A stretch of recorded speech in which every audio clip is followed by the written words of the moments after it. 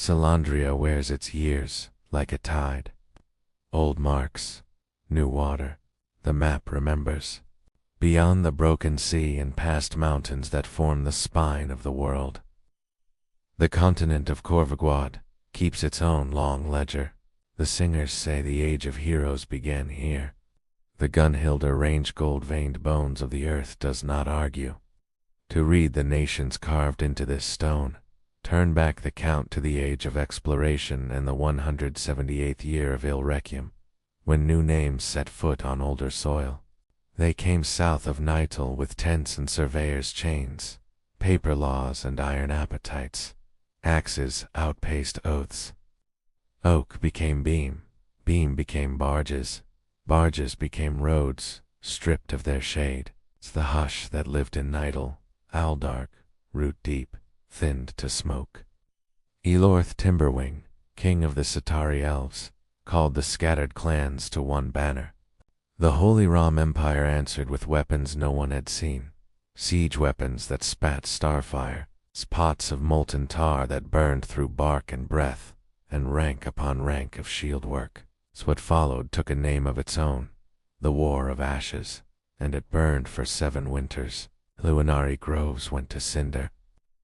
Tributaries ran hot with charcoal silt. The elves traded ground for time, trading trick for trick. Mirage lines sported palisades that turned blades, arrows feathered with sleep. Ram answered with salt and iron and patient math. Step by step, the Satari fell back over the Crestmer peaks, smoke painting the western sky the color of iron. On the eve of the last stand, with his people pressed to the mouth of the Luwal Canal, Elaruth held out for his daughter.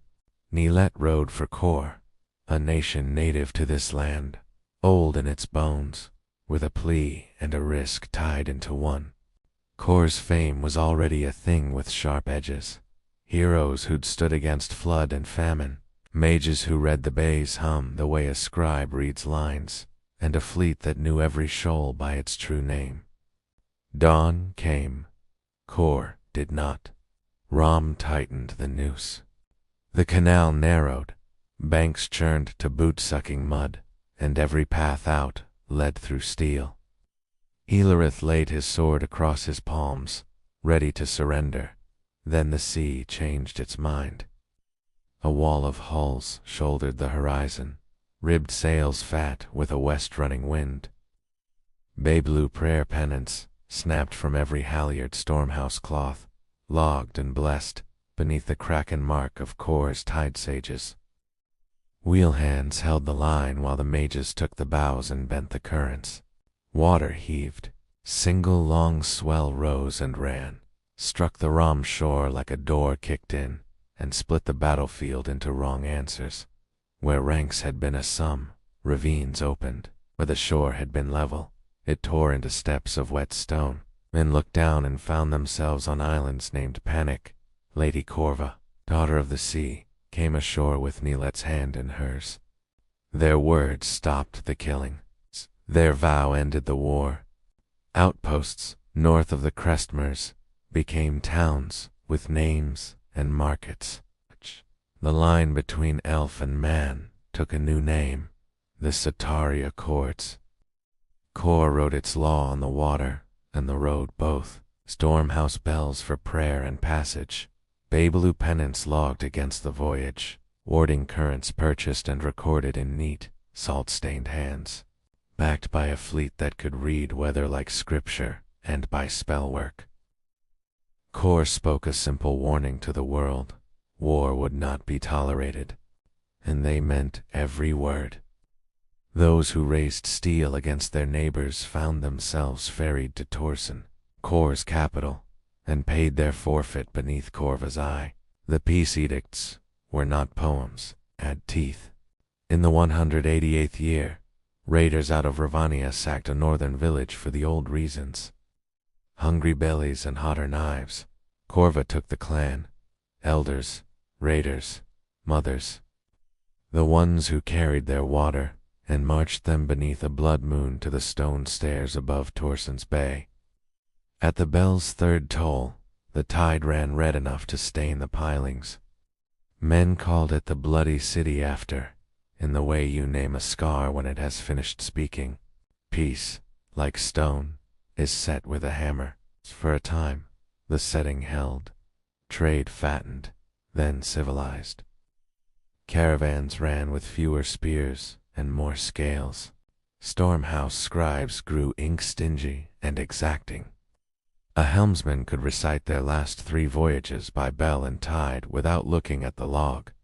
Nightle greened at the edges again. Ram rebuilt with fewer furnaces and more patience.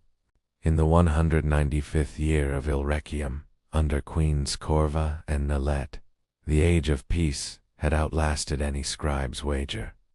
Then a new name took the streets. Azif, Hazard, Philetus, charmer, radical, genius, depending on who told it, learned Cor's law clean enough to turn its letters into blades. He spoke to small kings about the weight of distant bells. He spoke to crowded rooms about the cost of a peace enforced at sword point. He spoke to the hungry, and he made sure they were not hungry alone. Cities opened their gates. Petty crowns tilted to hear better. Fires lit across the northeast and did not go out when it rained. Azif gathered anger the way storms gather heat and learned to carry it without burning. The Khorva hunted him for 7 years. Torsen's docks learned the sound of a fleet unmoored in under an hour. Stormhouse bells learned new hours. There were skirmishes that never made the ledgers and bargains no one will admit to now. Azif stayed a step ahead, sometimes a day, sometimes a rumor, and each time the sea or the mountains or the mouths of men closed the gap behind him. In the end she ran him to an uncharted coast, black-toothed mountains at the back, barrier islands, and reef teeth seaward, channels that would chew a keel to splinters if you guessed at them. No place for a fleet or a straight answer. Khorva took a small company, mages whose hands steadied without shaking, helmsmen who could read the wind by the taste of their tongue, swordsmen who were already ghosts in their own thoughts and went in on foot. What happened there belongs to one survivor and a library of guesses. Belden Grander, a bard with more luck than wisdom, says Azif fed his own into the mouth of an old god, something from before the first dawn had a name, and wore the answer like a second skin. He says Khorva and her chosen answered sacrifice with sacrifice, offered their bones, and broke what could still be broken. He says the sea took a breath it had been holding since the world was young and let it go. The tale outran ships. Maps changed their ink. In honor of the daughter of the sea, the land took her name into its own and has kept it Khorvaguad. The Stormhouse bells still toll a 9th bell on the blood moon for the dead of Torsen, and for those who went into the reefs and did not come back. In Nightle, saplings have grown old enough to remember wind. On the Gunhilders, men still split rock and follow the gold where it goes, the way water follows slope. And in the cities, where Azif once whispered, there are corners where his name is said soft and sideways, like a draft under a door. Peace remains a craft. Law is a compass you keep truing, or it wanders. And the sea, well, the sea remembers all our bargains and keeps the better copy. Researched and notated by Keeper William Everill.